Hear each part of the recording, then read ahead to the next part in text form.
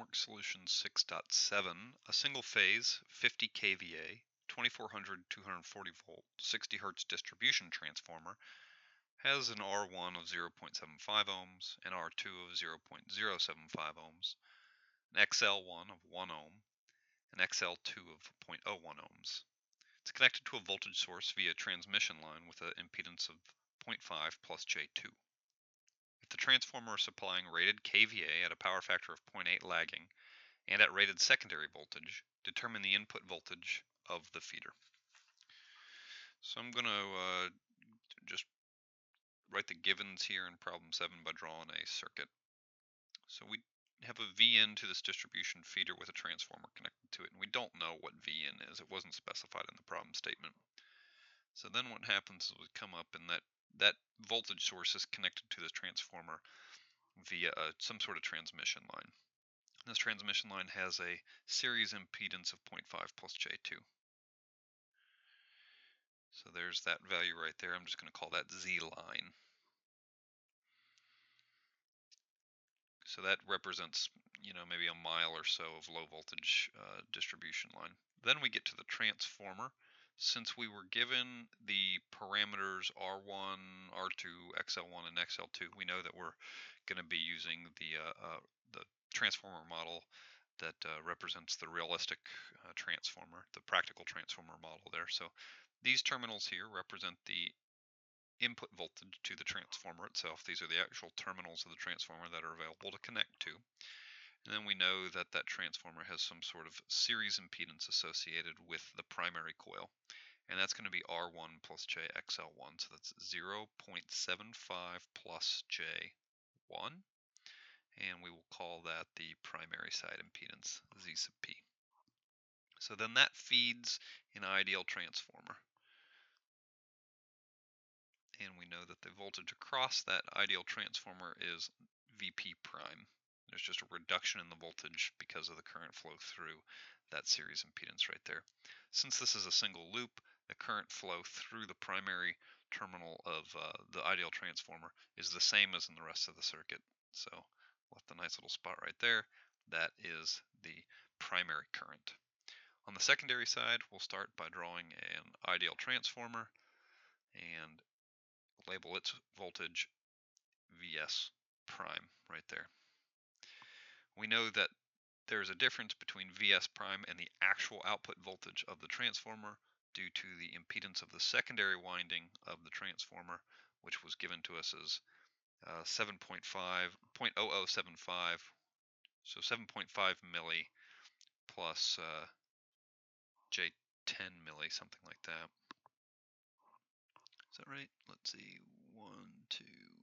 So, well, let me just make this box a little bit bigger there. 0.0075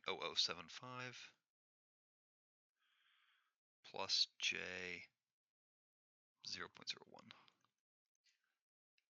There we go. It's late in the day. My mental math isn't as good as it should be. So this is often called the transformer secondary impedance, right? And then we have connected all the way over here the load impedance of the transformer, and we were told that the transformer is supplied at rated secondary voltage. So the rated secondary voltage was 240 volts. So we know that the output of this transformer plus minus Vs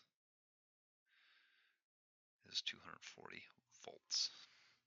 So we can also label the current flow as I sub S in that transformer. So those are the givens. And what were we asked to do? Oh, there was one other given, is that S load here is 50 kVA. And the power factor of the load is 0.8 lagging. So there, now we've got all the givens. We were asked to find Vin. So like you should be used to, the technique that we're going to use is we're going to refer the stuff on the secondary to the primary side. And I'm going to do it a little bit differently than I did in the last example, just to show you some alternative methods. It still uses the same general technique, which is referring. through the turns ratio. I guess I should have written the turns ratio. Speaking of 2400 to 240, it's a 10 to 1 transformer, 10 to 1 step down transformer. So the technique I'm going to use is I'm going to reduce this circuit down by referring this stuff to the primary side. So we get rid of the transformer when we do that, and you've got, I'll just call that Z lowercase l, ZP here. And then I've got, if I refer this across the transformer, that becomes ZS prime to indicate that it's been moved. And then we've got ZL prime all the way down here, capital L in this case, to differentiate it from line over here. And we know that that current has to be equal to the primary current, and that is V in. What I want to indicate is a little different in this example than what the method I used in the last example, is that I'm going to go ahead and refer the voltage across the load here. This is Vs, so if I want to move it to the primary side, I just need to multiply by the turns ratio. So this voltage right here is Np over Ns times Vs, or 10 Vs in this particular case, right? Np over Ns times Vs is going to be equal to 2400 over 240 times the rated voltage there of 240. So that voltage right there is going to be 2400 at an angle of 0 degrees. I guess I should have put that right there. Right, that's the voltage Vs.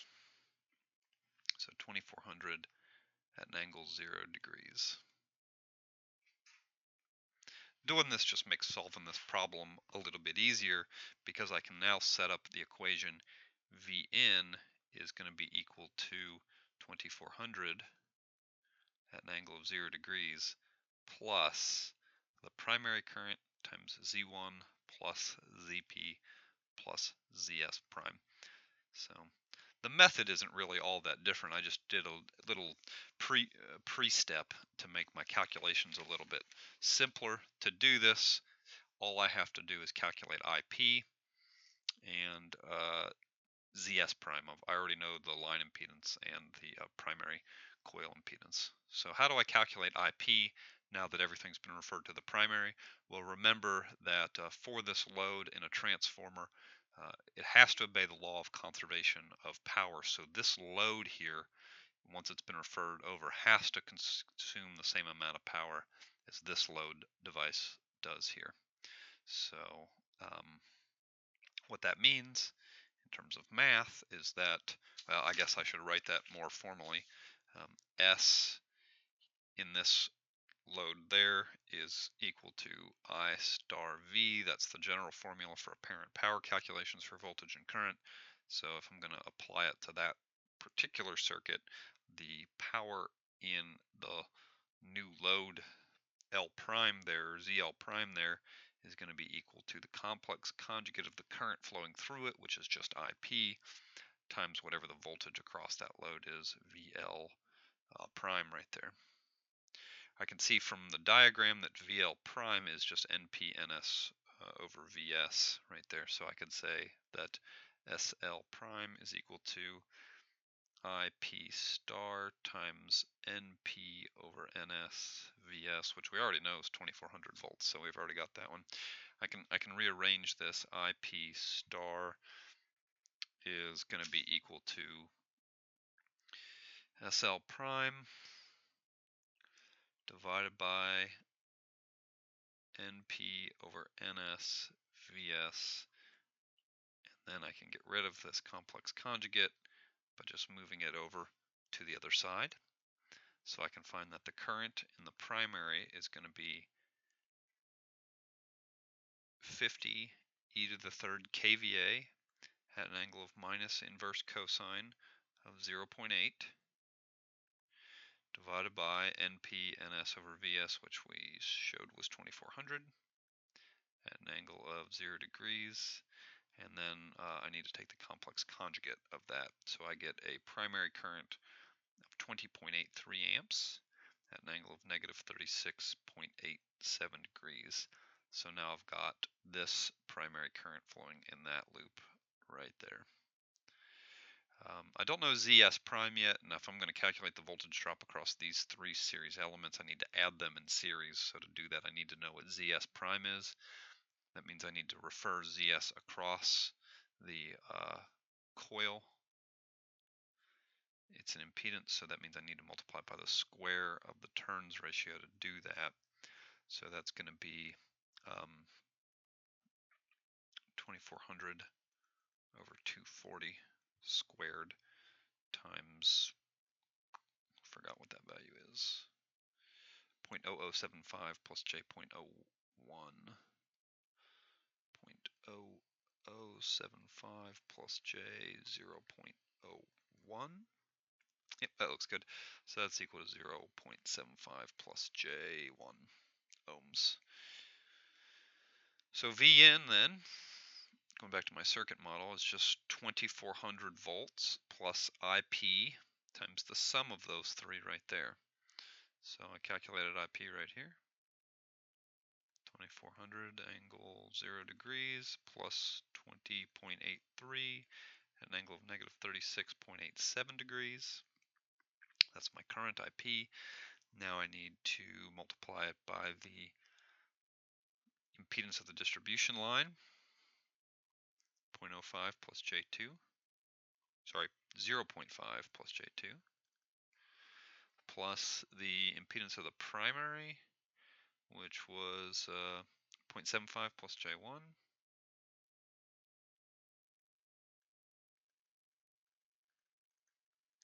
plus the impedance of the secondary referred to the primary side, which was also 0.75 plus J1.